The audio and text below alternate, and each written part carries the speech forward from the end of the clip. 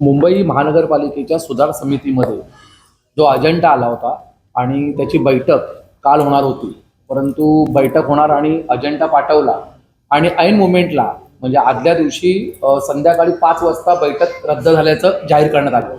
बैठक का रद्द केली हे प्रशासनाकडून जाहीर केलं नाही आणि आम्हाला फक्त एक इंटिमेशन पाठवलं गेलं. आणि ह्या बैठकीमध्ये जे अजेंडा येणार होता प्रॉपर तो एक मार्च आणि एप्रिल महिन्याचा जे रिक्त होती अजेंडा तो एक आणि 6 नवीन काही विषय आले होते.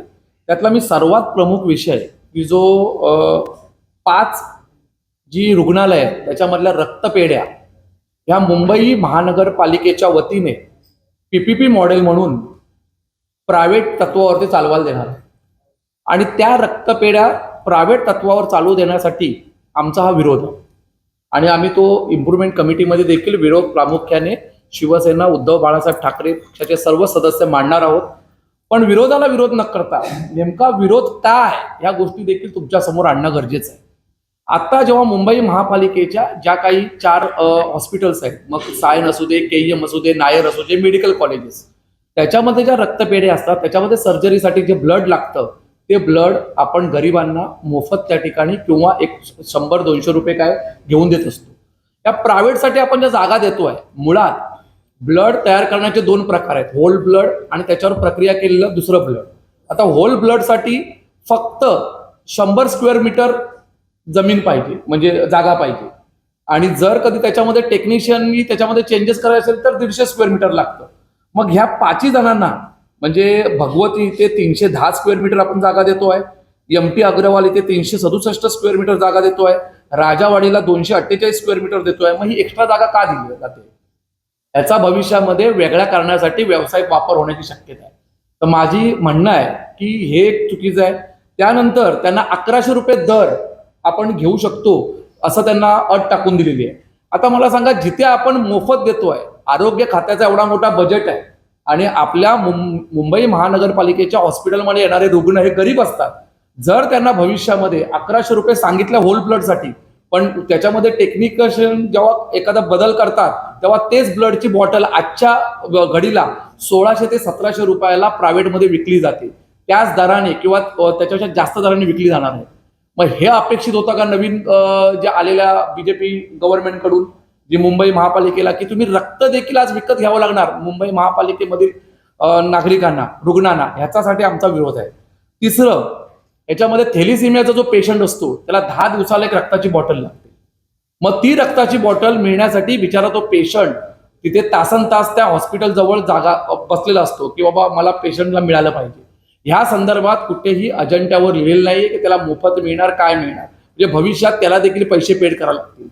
तर ह्यासाठी आमचा विरोध आहे. आणि या सगळ्या गोष्टी जर दिसल्या त्याप्रमाणे आमचं ह्यासाठी म्हणणं आहे की आम्ही उपाय पण सुचवतोय की मुंबई महापालिकेच्या ज्या ब्लड बँका आहेत त्या ब्लड बँका सक्षम करणं गरजेचं आहे. आज त्या ब्लड बँकामध्ये हे नाहीये, टेक्निशियन नाहीये. आता KEMचा विचार केला तर आपण त्या ठिकाणी प्रायव्हेट भरती करून टेक्निशियन त्या ठिकाणी आणले. मग ह्या ब्लड बँका आहेत त्या सक्षम आपण का करत नाही?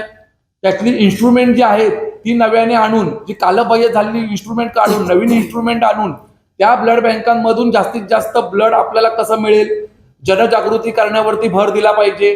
कारण रक्तदाता जर मोफत ब्लड देतोय तर तुम्ही कोण आहे त्याचे प्रायव्हेट पैसे घेणार? म्हणून भविष्यात ह्या ब्लड बँकावर कुठलं बंधन राहणार नाही.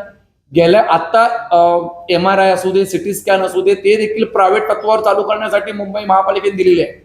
हे जे पाऊल पडतंय, आज त्यांनी फेरीफेरियल हॉस्पिटलमध्ये दिलं, भविष्यामध्ये मेडिकल कॉलेजच्या रक्तपाड्या देखील भाड्याने दिल्या जातील. त्याच्यामुळे आम्ही या गोष्टीसाठी विरोध करतोय. आम्ही यासाठी सुधार समितीमध्ये पण विरोध करणार आहोत आणि भविष्यात होणाऱ्या महापालिकेच्या जेव्हा सभागृहात हा विषय येईल तेव्हा देखील आम्ही विरोध करणार आहोत, मुंबईकरांसाठी विरोध करणार आहोत. शेवटी आम्हाला मुंबईकरांच्या रुग्णाची काळजी आहे. आणि आजपर्यंत शिवसेना ज्या वेळेला महापौर या ठिकाणी बसला होता त्यावेळेला 25 वर्षामध्ये आपण या सगळ्या रक्त माफक दरांमध्ये त्यांना सगळ्यांना रक्त दिलेलं आहे आणि ते चालू राहावं ही म्हणून इच्छा आहे. त्यानंतर 2 प्रस्ताव आले. दोन्ही प्रस्तावामध्ये एका ठिकाणी ग्रीन झोन रद्द करून त्या ठिकाणी रेसिडेन्शियल झोन करण्याचे प्रस्ताव आले. आता मुंबईमध्ये 2034चा जेव्हा DP आमच्या सरकारच्या अधिपत्याखाली आम्ही आणला होता त्यावेळेला उद्देश हेच होता की त्या ठिकाणी असणारे RG आणि PG झोन वाढवावे आणि आरजी आणि पीजी झोन वाढवलेले आपण जेव्हा रेकमेंड करतो एका डीपी मध्ये ते काढण्याचा प्रस्ताव यांच्याकडून आलेला आहे. म्हणजे मुंबई शहरासाठी आज पर्यावरणाच्या मुद्द्यावर तुम्ही अर्थसंकल्पामध्ये हजारो कोटी रुपये तरतूद करताय. का करताय? तर पर्यावरणात समतोल राहावा. मग तो समतोल राहावाची तरतूद करताय आणि या ठिकाणी असणारे पीजी आणि आरजी तुम्ही काढून टाकताय. आज तुम्ही जो डी वॉर्ड मध्ये जो एक आलेला आहे बंगल्याचा बगीचाचा कॅन्सल करणं आणि त्या ठिकाणी रेसिडेन्शियल करणं, तो बंगला खाजगी मालकाचा आहे. त्या ठिकाणी खाजगी मालक गोयंका म्हणून आहे. त्यांचं खाजगी मालकांचं काढून त्या ठिकाणी तिथे 4 माळ्याची 3 माळ्याची FSI आणून बिल्डिंग उभी केली जाणार आहे. हे अभिप्रेत होतं का मुंबईकरांना तुमच्याकडून? तर त्यासाठी आमचा विरोध आहे. त्यानंतर बँड्रामध्ये एका खेळाच्या मैदानाचं आरक्षण काढून त्या ठिकाणी एक्झिबिशनचं आरक्षण टाकलं जात आहे. त्याला आमचा विरोध आहे की असणारी मैदानं सांभाळली पाहिजेत, टिकून ठेवली पाहिजेत. भविष्यामध्ये मैदानाची संख्या वाढली पाहिजे. भविष्यामध्ये एक्झिबिशनसाठी बाकीचे प्लॉट तुम्ही घ्या ना, मैदानाचा प्लॉट का घेताय? त्या ठिकाणी भविष्यामध्ये जर एक्झिबिशन चालू केलं वाहतुकीचा प्रश्न निर्माण होणार आहे. त्या ठिकाणी मैदान ऑलरेडी कमी आहेत, ती मैदानं वाढवणं गरजेचं आहे. म्हणून आमचा विरोध आहे.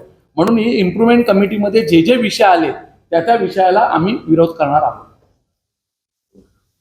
प्रमोद सावंतकडे एक विषय आहे 7